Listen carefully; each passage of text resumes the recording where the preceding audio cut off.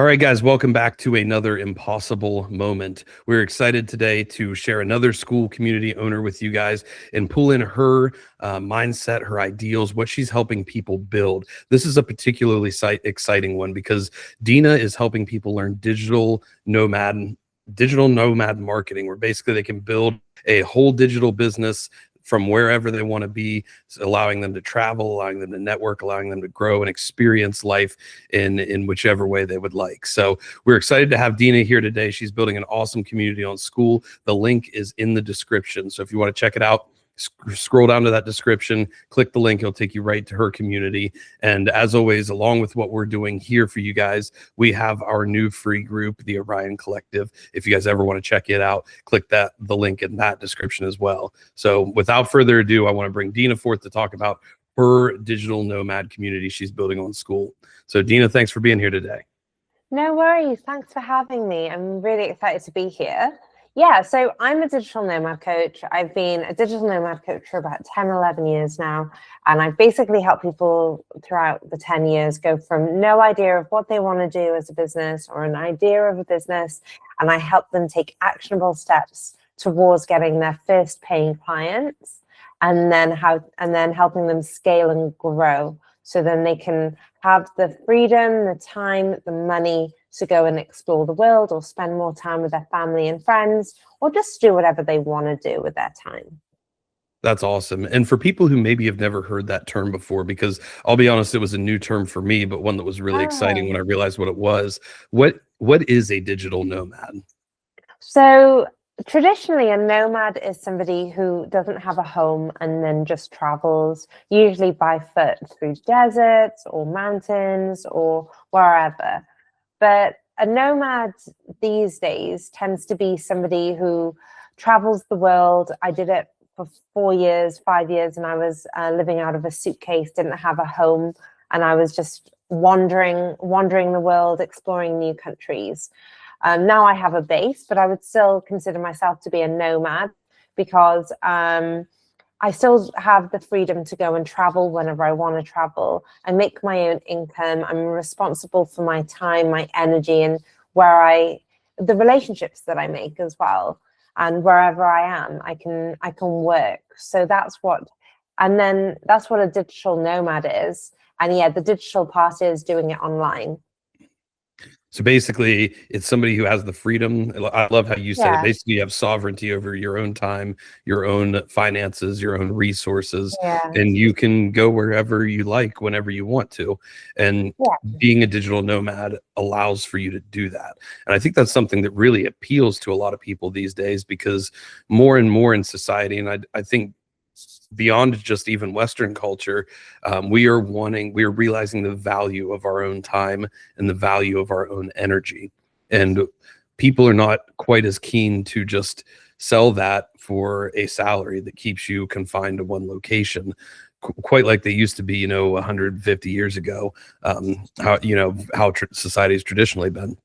And I think that's a powerful freedom that you can offer people, the ability to have sovereignty over that time, over that energy, and then to be able to earn an income that supports your lifestyle and do that from wherever you would like. So I know everybody listening right now is pretty excited about the idea. It's exciting to me as well. When somebody new comes into your group, say they're starting at ground zero, they have no idea where to start, where to begin, but they love this idea of becoming a digital nomad. What are some of the first steps you walk people through in building this experience for themselves?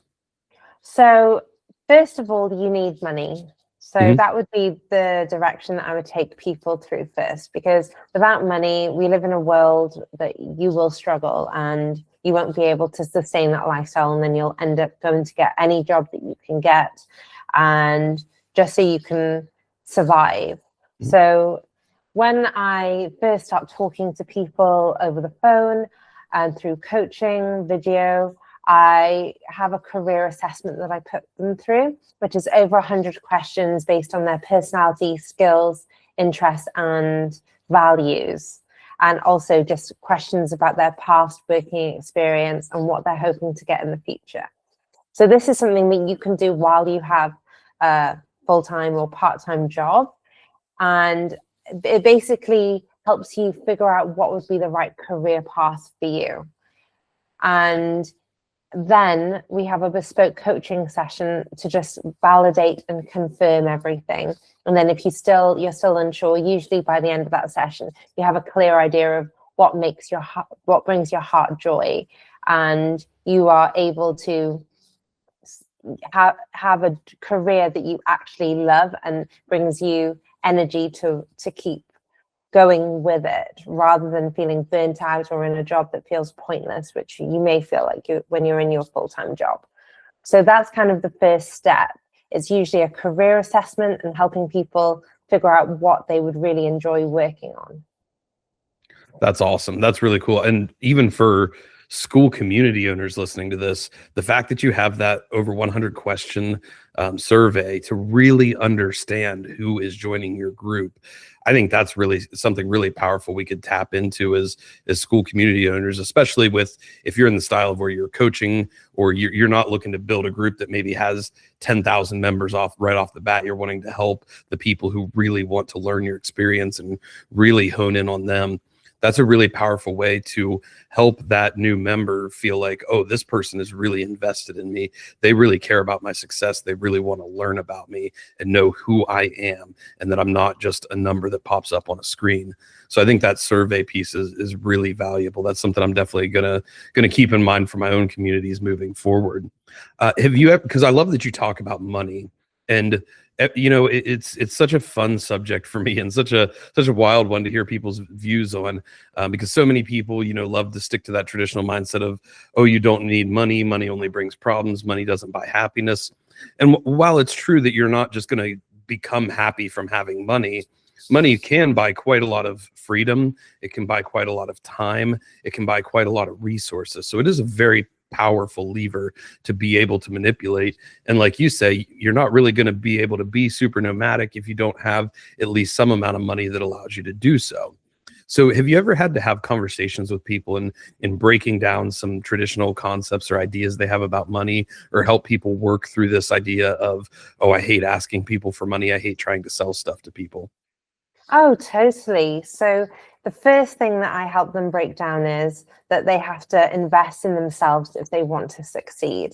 And investing in yourself doesn't have to be a master's or a PhD or academic. It can be a course that is actionably helping you get step by step towards your goals.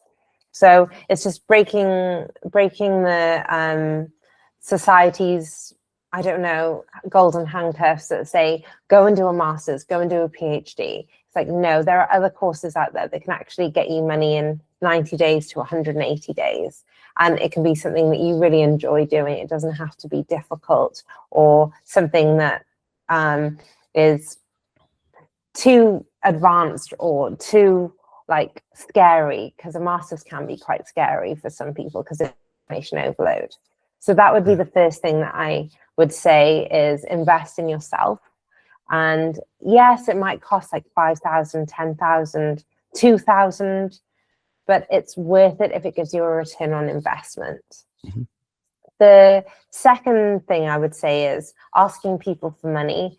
Money is an exchange. So if you're providing someone with a service and you're doing something to help them grow, then you deserve to get compensated for that, because you have a gift and you're sharing your gift, and you should get the amount of money that you can have to cover your bills, cover your plane tickets, cover your experiences, your lifestyle, your housing, your everything. So you need to use your gift wisely and make sure that you're getting compensated for it. Yeah, I think that's huge. And there's so many strategies around this topic. One thing that I've really gravitated toward, because I'll be honest, this is a concept I struggled with initially when we first got into business a little over 3 years ago now. And one thing that I've always used, it's actually a concept I learned from Alex Hormozy, who's one of the lead investors in school. And he talks about, if you've got this fear of asking for money, or, trying to sell products or things like that, he said the number one lever you can pull here is just provide so much value from your end that it makes the price seem almost insignificant. If you make sure you're providing, like your group is what, $10 a month, I think. $10 a month, $10 yeah. a month. So Lower. you guys think about it. That's like less than half of what a Netflix subscription is. That's one coffee a month, at least in America. That's how much they are nowadays. So $10 a month, and you could get access to building your own lifestyle that allows you to travel wherever, whenever you want, and run a digital business of your own. You buy back your time, you buy back your freedom. For $10 a month, that is nothing compared to what this community could provide for you if this is something you're passionate about. So I think we've just got to think about the script, from the buyer standpoint. I always tell people, hey, look at this as an investment, and look at how minimal this investment is compared to how easily you would spend this money in other areas of your life. But beyond that, from the I guess producer seller's perspective, we've got to make sure if we're providing enough value, we will not feel guilty about our price. And that's one thing I'm actually working on changing in my community right now, my paid community, is that I want to massively increase the value we have and get value to a point of where it almost seems silly that we're charging as little as we are for the value we're providing.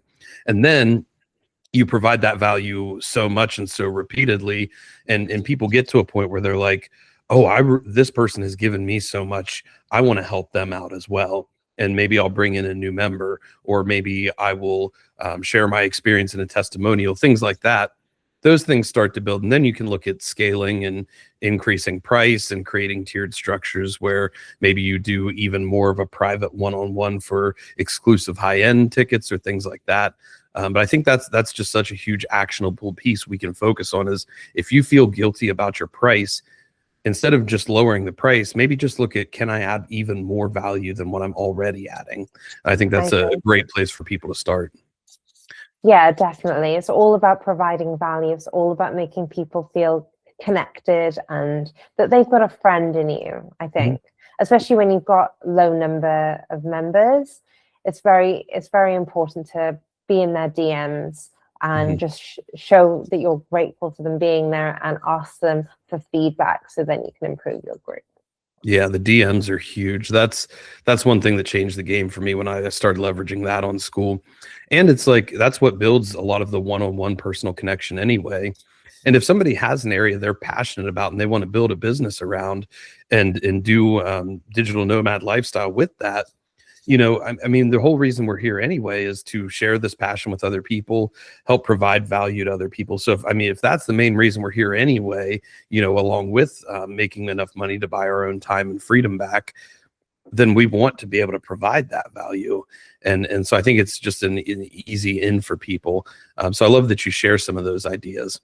What do you think is one of the biggest constraints to people? Say they have an interest in wanting to get into the digital nomad lifestyle, but they're afraid of X. They don't know if they're going to have enough money, if they're maybe afraid to even travel and explore the world a little bit. What are some of the biggest constraints you notice, both from people who are new to this approach to life, or from people who are maybe in an area where they're about to make that transition and really start scaling? They've been doing the digital nomad thing, but certain challenges pop up. What are some of the biggest challenges people face? So I would say the biggest challenge that people come to me about is not knowing what they want to do as a business. The second is just fear of loneliness, because they're leaving their friends, they're leaving their family to go and explore the world. And that's a funny one, because I say when you're traveling, you meet so many different people that you're never really on your own, especially if you go to events like Nomad Cruise. That's one event where you get like 300 digital nomads all traveling together from one destination to the next. And also Bansko Nomad Fest is another one, which is in Bulgaria, which is a great event. Lots of parties, lots of learning. And a great way to get a network who are also digital nomads. The latter is maybe discipline, because when you're traveling, there's so much you want to do that sometimes you don't focus on your business. So you forget that you forget that you have a business because you just want to do all the fun things. But then, you like figure out that you need the money and that you need to be working on your business, and then you're wondering why feast and famine is happening. Yeah. How do you help people set up a routine or a discipline or a regimen that kind of helps them avoid falling into those feast and famine times or tendencies? So AI is really helpful. You can set up AI, or you can have a VA, a virtual assistant, to do all of your posting for you, your social media, your newsletters, stuff like that. And then if you need to do calls, then you can just have a calendar, and then from 11 till 5, you're just working on your business, and you're not allowed to leave your laptop, for example. So you just have to be very disciplined. You can still do something in the morning, you can still do something in the evening, but you do have to spend time working, and you have to dedicate that into your calendar. Yeah. And I think it's something that we have to just buy into of, hey, we started this business to give us freedom. And it's, ideally something that we at least have some amount of passion toward. So let's really lean into this. And again, come back to that value structure of, oh, this isn't just busy work I have to do. This is work I get to do to provide the value I want to provide to people, so that then I can go out and live my life freely. We focus a lot on our business of the story we tell ourselves about ourselves. And this is one of those areas where I see you could very easily slip into telling yourself a negative story about the situation. Or if you just take control of that narrative and choose the story you're going to write, it could pretty profoundly affect your approach to the work, I would think. Yeah. So I like to call it ownership. So ownership of your time, your money, your location, your relationships. Freedom is ownership. It's not just chaos where you can do whatever you want all the time. Unless you've got unlimited money, unless you've got unlimited assets, you do have to work. And even when you do have assets, you still have to spend time with those assets to make sure they're still growing and sustaining you. Yeah, I love that mindset. That line you have, freedom is ownership. I love that. And in contrasting it with that more chaotic approach of what we could sometimes fall into, because ultimately chaos could not be freedom, because eventually we'll get to a spot where everything else in our lives, we're a slave to everything in our lives, rather than being in control and being very intentional with everything. So I really like that approach. As far as the business side goes, are there certain types of businesses you help people build that work particularly well in this nomad lifestyle? Or do you just kind of take it as a case by case approach and really help tailor something to each individual person? So I tailor it to suit the individual person, because what suits me might not suit you. What your experience is in might be different to somebody else's. So I like to work with someone, and that's why I offer bespoke one-to-one sessions where we go through the career assessment. And then by the end of it, you might be a coach, a consultant, a graphic designer, a vegan nutritionist, you might be a teacher, you might be a musician, you might be anything, a marketing agency. And I just help people figure out what would be right for them, so then they can have the joy that I get from my career. Yeah, that's awesome. And guys, this is the power of joining a group like Dina's. Is, as we've seen from the very first step with that survey, you get one-on-one individualized attention and a unique approach to you. You're not just forced into some cookie cutter box. And as anybody who's ever had an entrepreneurial venture knows, there are so many ways to shape that and really tailor it to exactly what serves you and your situation and the people you're trying to help the very best. That I feel like you could probably do this forever and never run out of ideas. But I'm curious though, what are some of the most like off the wall kind of wildest businesses that you've helped people start that maybe you never would have guessed could be a business until it was? So energy healing is one of them. I would also say a busker, so someone who is traveling around Europe busking on their guitar and making 150 a day in tips. So he didn't want, a 100K business. He just wanted the freedom to be able to play his music. I'm trying to think what other, to be honest, because I've worked with so many people, like, and I'm so non-judgmental. I don't really think of people's businesses as crazy or weird. I'm like, there's going to be a market for it. The internet is abundant. It has so many different opportunities. You can attract a buyer because there are 8 billion people in the world. So just keep doing what you love. I love that. And I agree 100%. You know, there's nothing out there that's like too crazy or too off the wall. I wish I could come up with a better word for it, but there's nothing that can't be made into a business, I guess, is the idea we're trying to get across, because there's no niche too small. Whatever your thing is, there's somebody out there for it. I actually joined because I'm a competitive athlete. I've since stepped away a little bit from the competitive side of what I was doing to get my health back in order, because I was in it so deep that it was actually a little bit damaging to my health, even with the performance that was coming with it. But regardless, I've been using a lot of fasting to help cut weight, get my health back, and it's worked really well for me.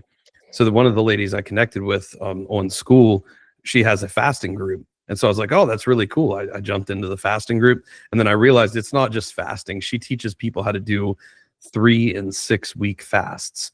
And I was like, whoa, like that is a whole new level of territory I didn't think I was going to get into.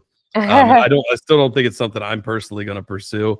It's just not, I'm not chasing it at that level right now. What I'm doing suits me.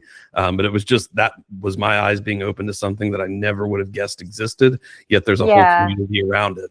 So if you guys feel, if you're stuck in a place like you feel, oh man, nobody would ever want to do this, I don't think there's enough people out there.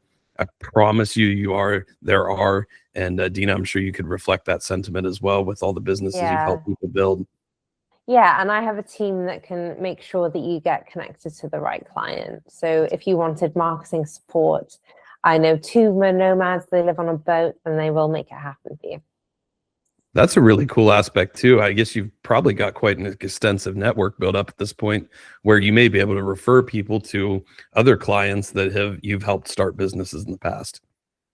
Yeah, exactly. And yeah, they're just a part of my team, and they're amazing. And they've lived in a van, they live on a boat, and yeah, it's just you realize when you're a digital nomad that the world is actually a smaller place than you think, and you start knowing people from 40 different countries, 50 different countries, and you keep bumping into them along their travels and your travels.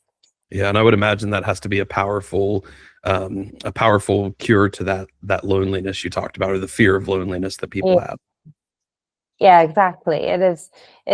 When you put yourself out there and you go to different events and you network, you'll realize how many good people there are in the world. Yeah, that's awesome. Well, Dina, I really appreciate you sharing your time with us today and talking about your community.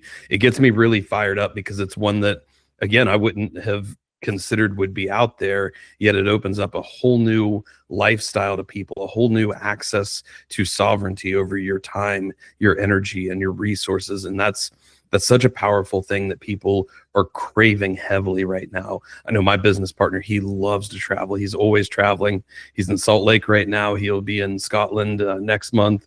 And it is just one of his greatest passions in life is to explore the world, develop, interact with new cultures, meet new people. And I love that there's such a hunger for that in the world right now. So I appreciate all the work you're doing and helping people establish lives in this and regain their freedom. Is there anything else that you wanted to leave us with today before we take off? Just that you don't need to be part of society's game, which is the 9 to 5.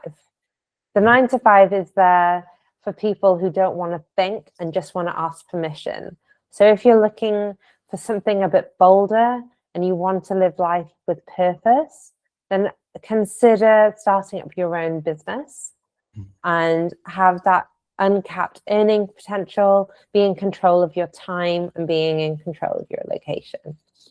I love that. I love that. And one final question that I like to close asking every guest, because one thing we focus at our company with Impossible Performance is we like to think of our pursuit in life is building the person that we admire the most, building the person that we needed in our very darkest hours, our darkest moments in life, and then providing that to those who need it, who are in similar situations. So if you had one thing you could go back and say to the person who was in one of the darkest points of your life, or the person who was just starting a school community or just starting the digital nomads lifestyle, what's that one thing you would say to them? Probably you are a good person, and yes, the struggle is tough, but just keep shining through and you'll get rewarded in the end. I love that. That's powerful. All right, guys. Well, thanks to Dina for being here today. I hope you guys enjoyed this episode. It was awesome to learn about this entirely new lifestyle I know I personally had not heard of before, but I think it's so powerful in being able to give people access to their time and their freedom, and just give ownership over your life, which leads to that freedom, as Dina talked about today. So again, the top link in the description is going to be a link to Dina's community. Go in, check it out. I think you've got a free trial on it right now, right? Yes. Yes. So try it out for 7 days. You get a free trial. There's absolutely no risk. And just get into that community, collaborate, learn what Dina teaches, feel that individualized approach she brings to every one of her community members. And then if you guys want to stick with it and build your own digital nomad business that allows you to travel, gain ownership of your life, and ultimately have freedom, then Dina is an awesome person to work with. So thank you guys for listening to today's episode. As always, if you want to check out what we're doing with Impossible Performance and the Orion Collective, those links are down there as well. But the number one thing we could ask you beyond anything else is if you got something out of today's episode, please copy that link, paste it into an email or a text message or a DM on School, or maybe even a post on School, and share it with as many people as you know who you believe it would help. Because at the end of the day, that is how we are doing all the work we strive for at Impossible Performance, because we are striving to build a global culture of strength, fostering a spirit of growth in constant pursuit of the impossible.